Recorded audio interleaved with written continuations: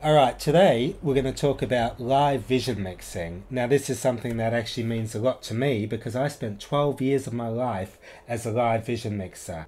Well, what we got here is a DataVision vision mixer, the SE2000, and I'm thrilled to have found this. I bought this myself. I spent a lot of years working as a live director at ITN, BBC and Sky, and before that I was working in Australia. And vision mixing is something that I moved away from, thinking I'd never want to go back to it. But what I actually wanted to get away from was being locked up in studios. So I moved from the studios, away from the big TV stations, to basically single camera production. And somehow along the way, doing all the single camera production, I actually ended up doing full circle and doing multi-camera production on location. And that's fine. I've had some wonderful results, and clients have paid me some good money to go and do those sort of shoots, and there's a real need for that out there. But because I'm a vision mixer and a live director from way back, I know the benefit of this. So when I found out about this DataVision vision mixer, what absolutely appealed to me is it's SDI all the way. It's HD only. I happen to have 3 HD cameras, which are 2 EX1Rs and an EX3. So SDI out of those into this HD only vision mixer, and the result appears on the monitor, which I've got fed by SDI out of the back of the vision mixer into a Sony deck, and then HDMI out of the deck into the monitor. And as you can see, just cut between the cameras, I've got 3 sources there for cameras. I've got another one which is DVI, which is basically the computer here. And that's the other thing that impressed me majorly with this vision mixer, is that you can take a DVI signal and it gives you the best computer signal that I've ever seen being recorded direct to video.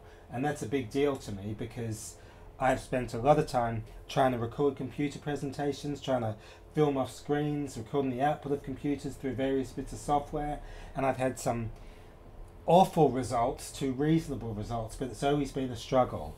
Well, now all I got to do is take the output of the computer over DVI into the vision mixer, the SDI out of the vision mixer into a deck, hit the record button, and I've got my computer signal. Look, you can cut on the program bus, cut between the cameras, cut to the DVI source, but what I absolutely love about it as well is it's a flip-flop vision mixer. Now that's a term that we used in Australia many years ago when I worked as a vision mixer there. And you can see the interface, and all flip-flop means is you've got source and program, just like an edit suite. So as I cut on my preview bus, which is here, camera 1, camera 2, camera 3, DVI, I can see all my sources, hit the cut bus, and it cuts from one to the other. So that's your program bus, that's your preview bus. And on this one they've called it main source and sub source. But all it means is that's what's live and this is what you're selecting. And you can mix between them or mix back, cut it live on the program bus, or preview if you feel more confident that way. As you can see, you've got all your sources here, camera 1, 2 and 3, and then 4, which can be a camera or a DVI source, and then the 5th source is DVI only. A big deal to me is back in the old days when I used to do vision mixing in TV stations, you had all these monitors. I mean, I remember at ITN and Sky and wherever I worked, you had a whole bank of monitors. You'd have your source monitor, your preview monitor, every single input. It would take up an entire wall. Now, this is a 4-input vision mixer with DVI, so effectively you've got 5 sources total, plus a background, which would probably be black, and you can also put bars up if you want bars.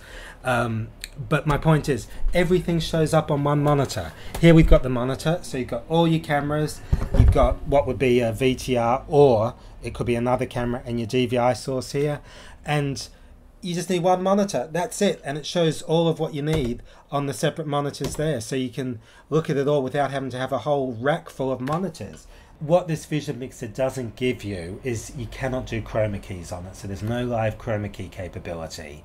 For my work, that's okay, I can live without that as much as I would like to have it. I do my chroma keys in post-production, but keep in mind, I mean, I can't remember the exact price of it, but I think it's about £2,500, £2,500. That would probably be ex-VAT, maybe 2,300 ex-VAT. You can't have everything.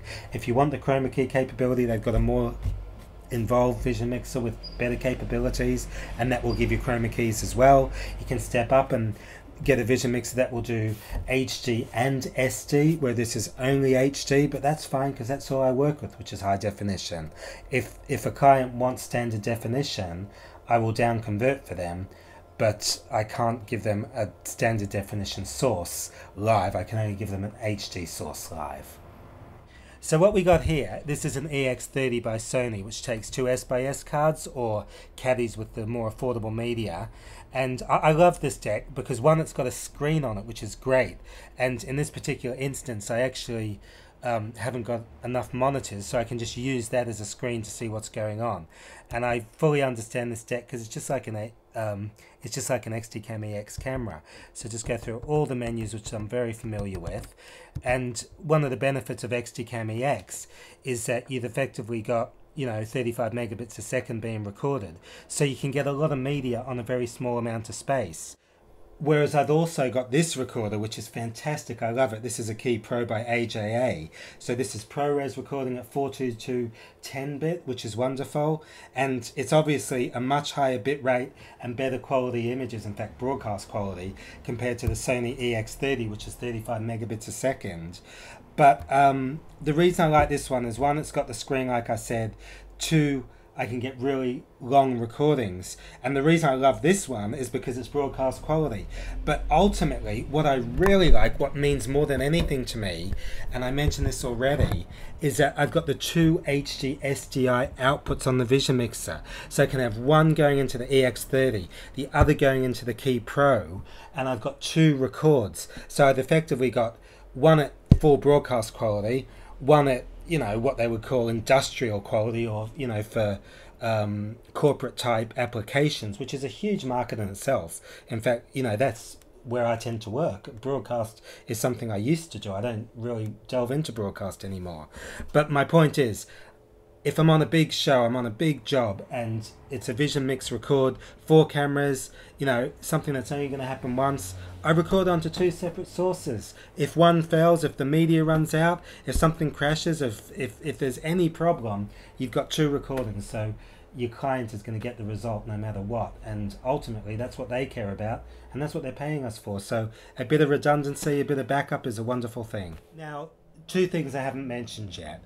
One is tally lights. There is a way, I haven't really paid too much attention to this, there is a way to take the out over SDI to the cameras and have it activate the tally lights. I still got to investigate how on earth that works. And the other crucial, really important area is communications. So if you've got 4 cameras out there and you're directing and vision mixing, you want to be able to talk to the camera guys and tell them what's going on. It's separate, the whole communication things. You can buy packs to make it work. It's probably going to cost £600 or £800.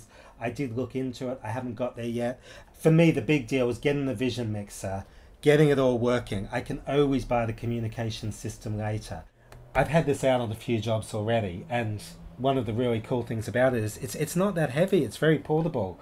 I've got a flight case for it. It just slots in, take it along, and you've effectively got a full Vision Mixer on location. As long as you've got enough cameras and whatever you need to put into it as well. And usually when I'm out on a job, I'll bring 2 XDCam EX cameras, and I'm working with another person, they've got the same sort of cameras that I have. That's usually how we run these jobs. The last thing we want is mixed formats. So if I've got my cameras, we've got another 1 or 2 on site, plug it all into the Vision Mixer, you've got a portable TV studio, and that is no exaggeration at all.